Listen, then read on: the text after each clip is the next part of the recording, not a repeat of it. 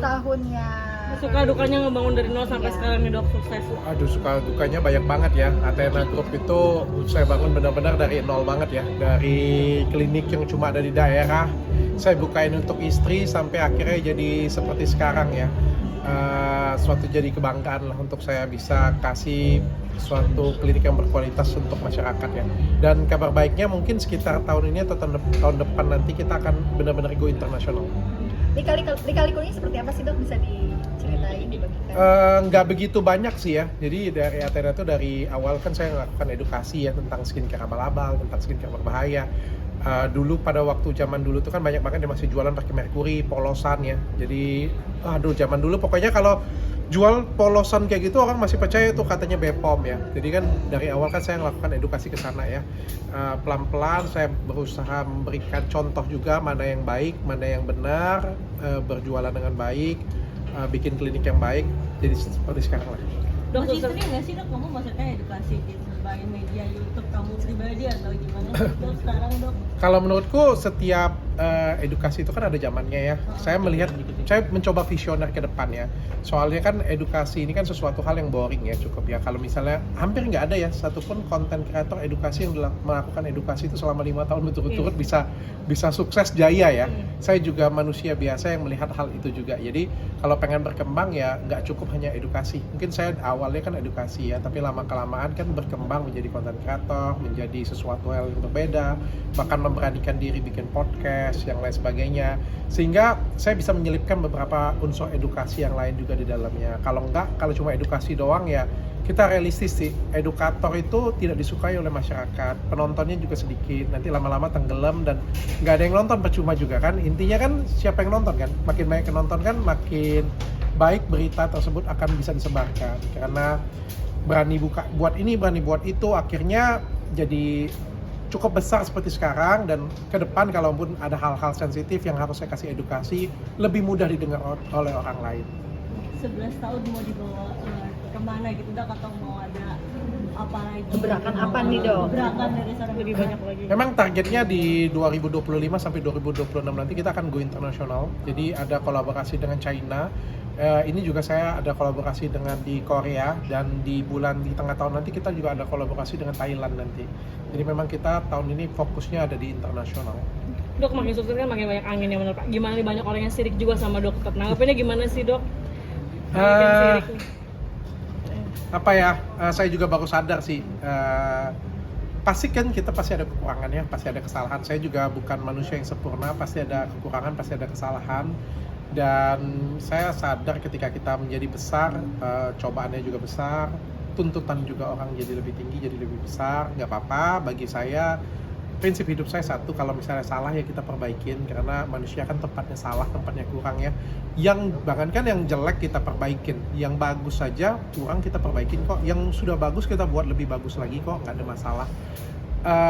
Dulu saya ngelihatnya kalau misalnya ada yang iri, saya kesel, tapi kalau sekarang saya anggap itu salah satu batu loncatan saya untuk jadi lebih baik.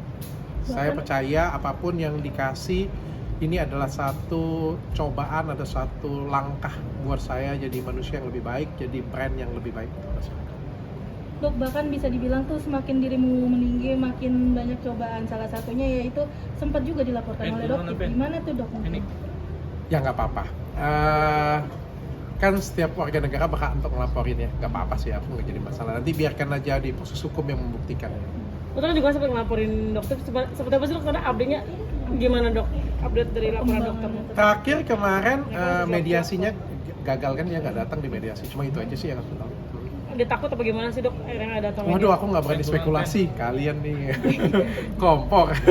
Dok, tapi harapannya apa sih dok dengan kayak gini? Dia tuh seperti apa sih dok, kan dokter dia nggak pernah ganggu dia gitu kan? Ya sebenarnya aku berharap sih bisa diselesaikan dengan jalur damai ya, karena ini sih menurutku bukan permasalahan di komunikasi sih menurutku. Sekali lagi aku bilang kan, kalau misalnya ada yang kurang, ada yang salah, ya aku siap untuk memperbaikin kok. Sebagai manusia aku siap untuk memperbaikin. Tapi yang jelas kan aku nggak ciptain bukan produk abal-abal, aku bukan mau celakain orang, aku juga nggak perkosa orang, aku nggak bius orang juga, nggak perkosa orang, aku juga nggak bukan melakukan kejahatan yang sengaja, bukan krim polosan. Ya kalau misalnya mau dicari, pasti kan setiap manusia ada kurangnya, ada kesalahannya. Tapi kan harus mendengar dua sisi juga, mungkin dari pihak saya bagaimana, ya saya siap perbaiki. Tapi karena sudah gaduh kemana-mana dan sudah masuk ke ranah hukum, dari manajemen juga menyatakan keberatan juga, sehingga akhirnya kan ngelaporin. Ya saya juga nggak berharap seperti itu sih, karena kan bagaimanapun juga beliau ada sejawat saya kan. Ya saya doakan yang terbaik saja lah. Dok, nah sekarang Membuka pintu komunikasi nggak sih dok terhadap dokter, apalagi bisa dibilang dokter selama ini kan selalu mereview produk dokter, salah satunya kemarin juga ya. Sebenarnya dari saya kan sudah berusaha untuk membangun komunikasi ya. Saya itu diarahkan oleh, pertama yang ngarahkan saya itu Ustadz Felix Xiao ya. Ustadz Felix Xiao itu bilang, saya minta petunjuk dari Pak Ustadz Felix Xiao kan, apa yang harus saya lakukan nih Pak Ustadz, saya ketemu masalah seperti ini, saya bilang kan, saya juga nggak ngerasa seperti itu, tapi saya difitnah, saya bilang kan ada beberapa hal yang merugikan saya, apa yang harus saya lakukan? Ustadz Felix Xiao bilang, samperin, datengin, dia bilang kan, tabayun, ajak ngomong baik-baik.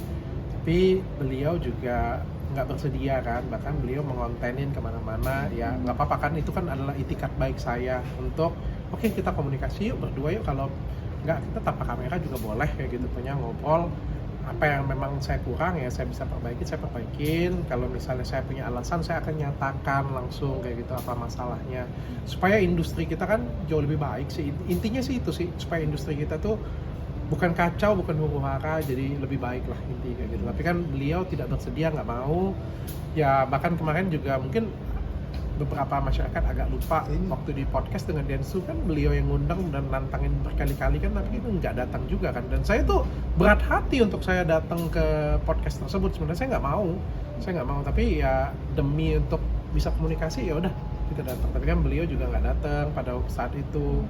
Ya jadi saya juga bingung harus mau ngapain lagi kayak gitu. Bagaimana sih cara menyelesaikan masalah ini? Bagaimana supaya kita bisa berkomunikasi?